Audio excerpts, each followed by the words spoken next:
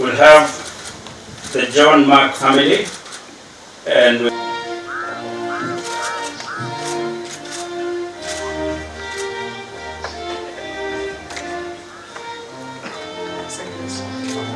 followed by His Excellency Stephen.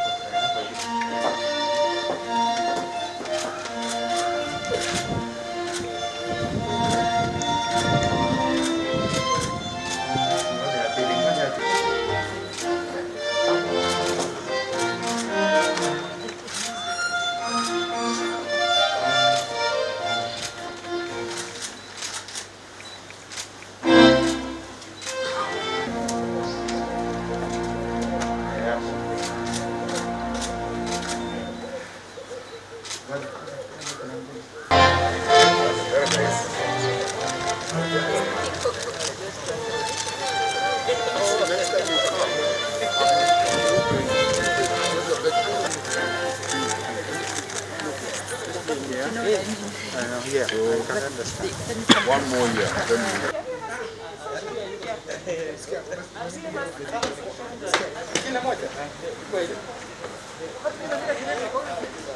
And I'm sure Mzee is always with us. And for those of us who are carrying on the works that he left, we do believe that this country will always be peaceful. This country will cherish love for each other. And above all, the unity of our nation will always remain, because I believe his spirit is with us. I'm happy to be here to honor the late President Moi, a great statesman, a very warm personality. When you got to know him away from his presidential duties, and a very kind person. I am glad that what I'm about to say is something I told him during his lifetime. One of his greatest legacies to me is in education. He expanded education everywhere, not only by building secondary schools, but by starting numerous universities. And I one time calculated the number of students in university, and I realized that if he had not started many universities during his reign, we would have been caught up with having so many students who could not access education. There are many things we remember him for, including his theme of unity, which is what we are following by coming together as One Kenya Alliance. I will not go beyond that because it would take a long time, more than a day, to recall all the things that we remember him for. But may he rest in peace. May his family continue to be blessed. Mzee gave us a whole day at this place, and was not in a hurry. In fact, I remember Gideon saying to me, "You should have come earlier," because Mzee looked so relaxed. And it's like Mzee was giving us his final instructions as his children that he has brought up. He told me, and Gideon, if you allow me, my brother, he actually told me two things that will remain in my mind until we follow him. He told me, "Stephen," and I knew Mzee was really kind to me when he called me Stephen. At other times when it was tough, he would summon us as ministers, and it wasn't looking that favorable. So you all know there's some tough talking.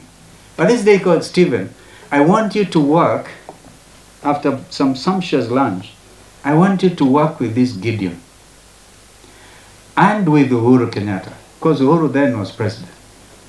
Those are the three words, the three names Mzee gave me. I'm quite sure all of us feel the same. And in working with Gideon, now I find myself working with Martha, and working with my brother Cyrus, and working with our brother Uhuru Kenyatta, whom I'm sure is represented by his minister here. The last thing Mzee asked me to do, in fact I was walking out and he said, "Come back." He said, "And help our brothers and sisters of South Sudan." Now that is work under progress.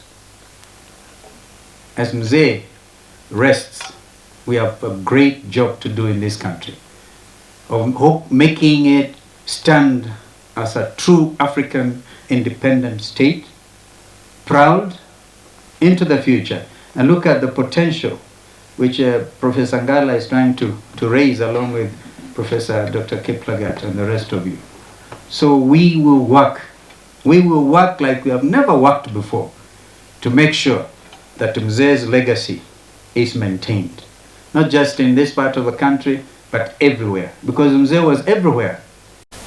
These people here, or the guests that we have with us here, are totally committed to this republic of ours, and their commitment, or what they would like to see, is a just, inclusive, and prosperous Kenya. So, thank you very much. Steve-O, man, thank you so much. The Iron Lady, thank you so much for your presence. CJ, thank you. And Waziri Musheru, thank you for honoring us with your presence. 2 years ago, this morning, we bid goodbye to our patriarch. The pain never really goes away, and we miss it deeply. He is watching over us in heaven and praying for us. His prayers, we pray that his prayers and Mom's prayers imbue us with strength and wisdom in a special way this season. He was a friend of God, a man of God. In fact, one would say that he was God's general. May you live to be a shining example of all he was and more. May the biblical blessings of wisdom, strength, honor, and glory find full expression in our lives as he would have wished. And I remember even in the conversations that we were having, you know, his interest in how is the country doing, how is the country growing, what are the numbers looking like, you know, how many youth is it, you know, and really it gives a lot of courage and comfort to know that there's a lot we have learned and will continue to learn. And I think, Senator, you've carried a lot of that spirit and a lot of that knowledge, and we'll continue to harness and use that spirit through you so that we can continue to grow this country. And we're thankful that, you know, you're bringing together, you know, in the spirit of unity, you're still bringing people together, and so we can feel that presence. President Moi's towering legacy will define the course of our nation, region, and the continent for decades. He finished his race and handed the torch to us. Our race is not over. We have miles to go and hills still to climb. We have the responsibility of keeping the flame alive as we tackle the various challenges Kenya faces.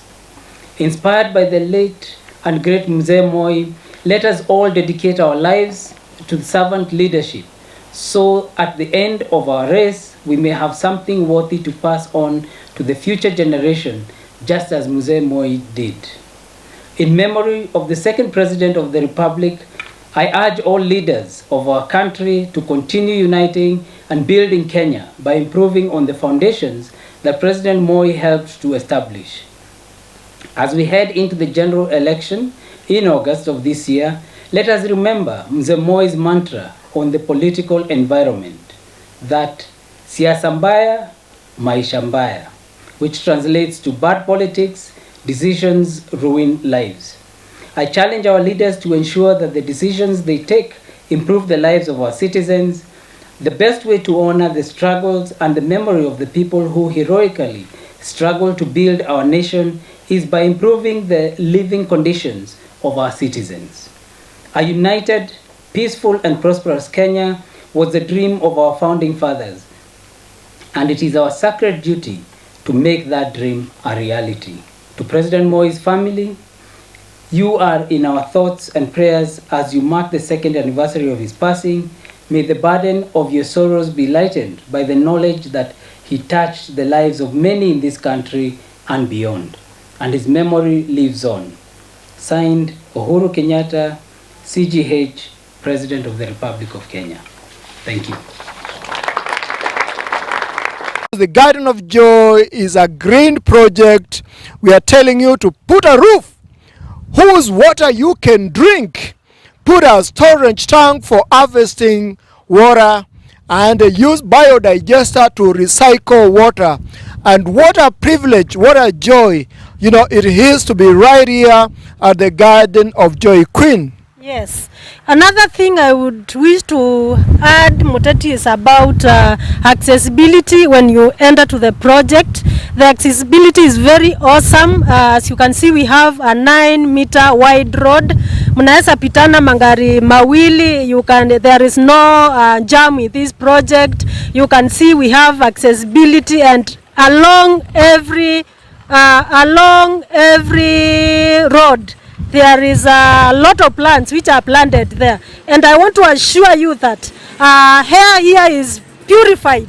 We have clean hair here because of what we've done as Optiven. We've done lots of trees. We've done 3,000 trees here, so your life will never be. Imagine while you are in your balcony, kanjeve tu kanakuja tu kana kupiga tu kale kanjeve kazuri. Just imagine, because of the trees. And we say that come and be with us. Join this family, and because we are a Christian-based family, this project has a meditation park whereby you can go and pray, whereby you can go and meet your God through prayers, somewhere where you can go rest. There is a area where you can do volleyball. Wanaume mnaweza choma nyama. Yani it's a place where you can't get in Machakos County. Come and join us and make sure you get something and your life will change. Muteti. Hey, Kolera. Hey, wow. Hey, thank you so much. And I can see people, they want to commit to this project. Please give them your number. If you want to commit yourself today, in fact today we have an offer which is ending at saa sita usiku. Yes, make sure you call me. I'll give you this information. 0722 90 1789. Call this number 0722 901789. That's my personal number. I'll make sure I take you through even the process of getting this land, because you have to come and see first. We don't sell something which you've never seen. You come first, see, and we provide transport from our Ruai office. In fact, we have an office in Ruai where there is a site manager who can bring you here. Our cars are there which are very good, and we observe the MOH regulations because of what is happening worldwide. And we'll bring you and make sure you see your plot. We have beacons in place. We have every plot as a title deed, and immediately you say, plot X is what I want. We make sure we give you the title deed. Go and do your search. You can go and do your search and then come back and make sure you invest with us. Today, if you invest with us, just say interested, and I'll get your name or your email address, and then I'll take you the process of investing with Optiven. Thank you, Muteti. So, Kalera, what you are saying is that once they call that number, you personally will bring them here, ama utatuma mtu? Hapana Muteti. Mkinipigia hiyo namba kutoka saa hii, I'll make sure I'll be in your that car, and I'll make sure I come with you start the journey of investment with you. I'll come with you with our driver, and then we'll make sure tumekusaidia kutafuta plot yenye unataka. Maybe you want a corner plot.